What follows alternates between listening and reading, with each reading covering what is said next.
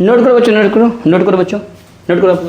ये सब नोट कर लो बच्चों कि अगर थीटा जो कि दिया हुआ वैल्यूज अगर एंगल ऑफ रिपोज से ज़्यादा है, एंगल ऑफ रिपोज अगर ज़्यादा है, थीटा कम है, तो बॉडी स्लाइड करेगी, नो स्लाइड करेगी। उस कंडीशन में बॉडी जो है रेस्ट पे रहेगी, और रेस्ट की कंडीशन में जो है लगता है बच्चों स्टैटिक फ्रिक्शन, और स्टैटिक फ्रिक्शन की जो वैल्यू होती है वो आपका अप्लाइड फोर्स की बराबर होती है।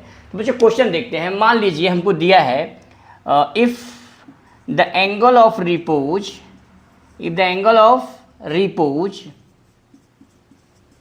45 डिग्री, एंगल ऑफ रिपोज दिया हुआ है 45 डिग्री, तो हमें बताना है find the body is at rest our body in motion, rest R motion लिख दो, रेस्ट आर मोशन।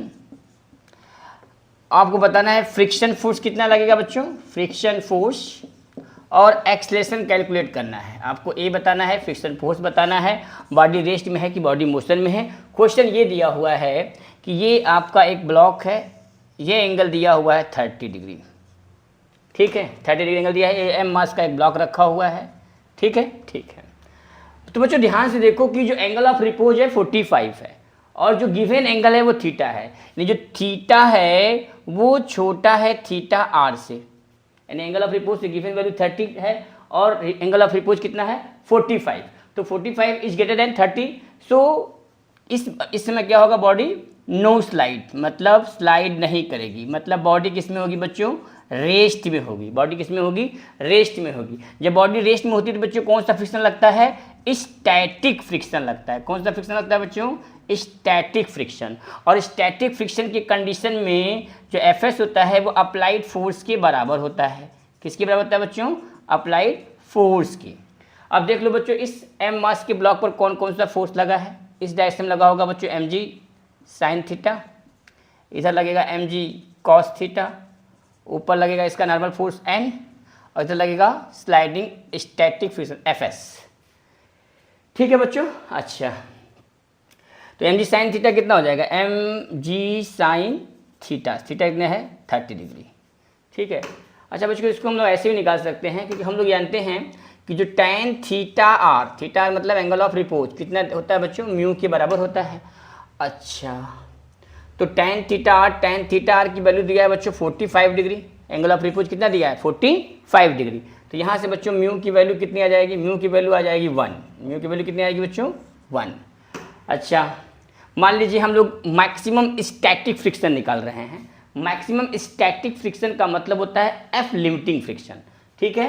तो एफ लिमिटिंग फ्रिक्शन मैक्स जो होता है बच्चों वो क्या होता है, एफ लिमिटिंग होता है बच्चों mu s into n, mu s into n होता है, एन होता है। और एन कहाँ से होगा बच्चों, ये देखो वर्टिकली फोर्स आपस में इक्विलिब्रियम में होंगे, एन बराबर एम जी कास थीटा होगा, तो यहाँ पे लिख देंगे एम जी कास थीटा, यहाँ लिख देते हैं mu s into m g cos 30, m g cos 30। अच्छा बच्चों अब ध्यान से देखो बच्चों, यहाँ साइन 30 है, यहाँ कॉस 30 है, एम जी म्यू एस, ठीक है। अब यहाँ पे देखो जो ये आपका जो अप्लाइड फोर्स की जो वैल्यू है वो लिमिटिंग फ्रिक्शन की वैल्यू से कम है, यानी जो एफ एल है वो ज़्यादा है एफ अप्लाइड से, एफ अप्लाइड से क्या बच्चों ज़्यादा है। इसका मतलब ये हुआ कि बॉडी मूव नहीं करेगी। बच्चों बॉडी मूव कब करती है, बॉडी मूव तब करती है जब आपका लगाया गया फोर्स, मतलब जो अप्लाइड फोर्स है उसके मैक्सिमम लिमिटिंग फ्रिक्शन, यानी उसकी लिमिटिंग फ्रिक्शन से ज़्यादा होगा तभी बॉडी मोशन में आती है, ठीक है बच्चों।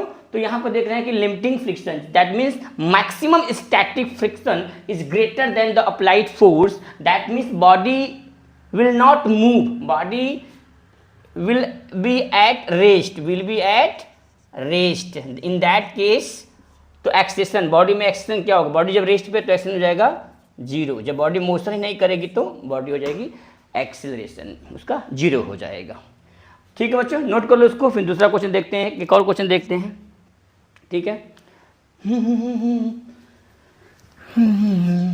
नोट करो बच्चों, नोट करो, फिर दूसरा क्वेश्चन देखते हैं हम लोग।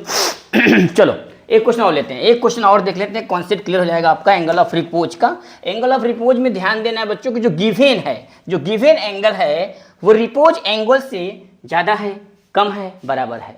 अगर एंगल ऑफ रिपोज से कम होगा तो बॉडी स्लाइड नहीं करेगी, अगर बराबर होगा तो जस्ट अबाउट टू स्लाइड करेगी, और अगर ज़्यादा होगा दिया हुआ एंगल, अगर दिया हुआ एंगल जो है एंगल ऑफ रिपोज से ज़्यादा होगा तो बॉडी मोशन में हो जाएगी, जब बॉडी मोशन में होगी तो उसमें लगेगा काइनेटिक फ्रिक्शन।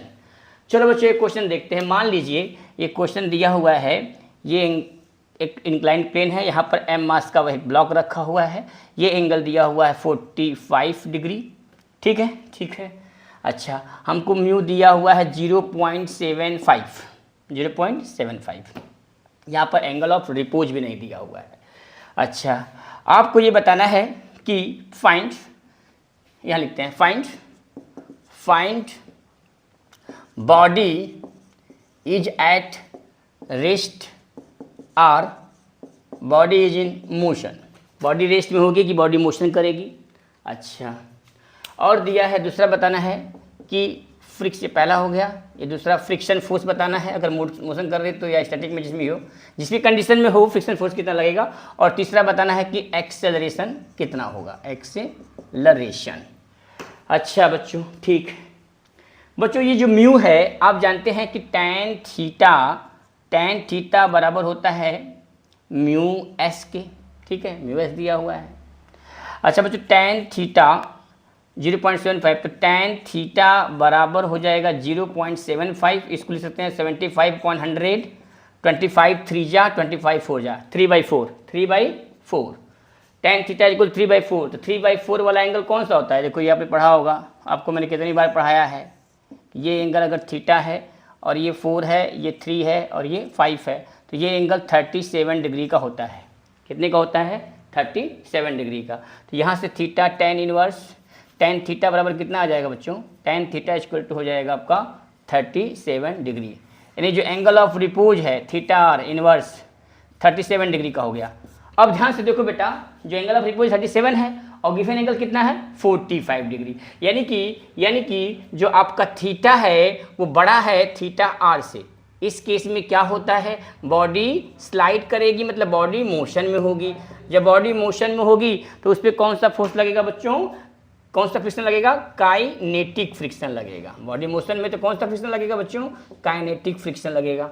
अच्छा, काइनेटिक फ्रिक्शन का फार्मूला क्या होता है? एफ के इक्वल टू म्यू के इंटू एन, म्यू के इंटू एन। अब निकाल लेंगे हम लोग, अब हम निकाल लेंगे काइनेटिक फ्रिक्शन, ठीक है। तो बच्चों यहाँ पर देखें इस ब्लॉक पर कौन कौन सा फोर्स लगा है जिसकी वजह से ये मोशन कर रहा है।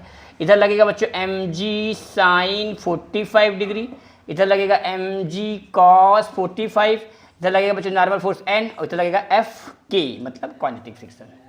अच्छा, बॉडी मोशन में आ गई, मतलब बॉडी इधर जा रही है, यानी इसका एक्सेशन होगा नीचे से ऊपर की तरफ, मतलब इधर से इधर की तरफ। ये ज़्यादा फोर्स है, ये कम फोर्स है, हम इसका नेट फोर्स से न्यूटन सेकेंड लॉ यूज़ करके इसका हम एक्सेशन भी निकाल सकते हैं, ठीक है बच्चों। अच्छा, तो एफ के कितना हो जाएगा? म्यू के इंटू एन। अच्छा, एन कितना होगा बच्चों? एन बराबर, यहाँ से जो एन है, एन बराबर mg cos 45, तो f k will be equal to mu k, n कितना है? mg cos 45, ठीक, ये एफ की हो गया।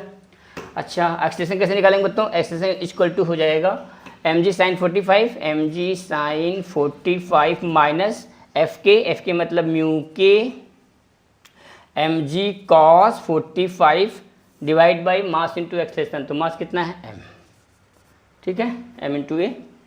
इस तरह से हम लोग एक्सेलेरेशन भी निकाल सकते हैं। तो इस तरह से एंगल ऑफ रिपोज के क्वेश्चंस को हम लोग आसानी से सॉल्व कर सकते हैं, ठीक है बच्चों। कभी कभी म्यू दिया रहेगा, उससे हम लोग एंगल ऑफ रिपोज निकाल सकते हैं। फार्मूला हमारे पास है tan theta R equal to mu, theta R क्या है? एंगल ऑफ रिपोज, ठीक है। कभी कभी एंगल दिया रहेगा, एंगल ऑफ रिपोज दिया रहता है, कभी कभी क्वेश्चंस में नहीं दिया रहा है, ठीक है बच्चों। तो आप इसको सॉल्व करते रहो, ठीक है। Thank you.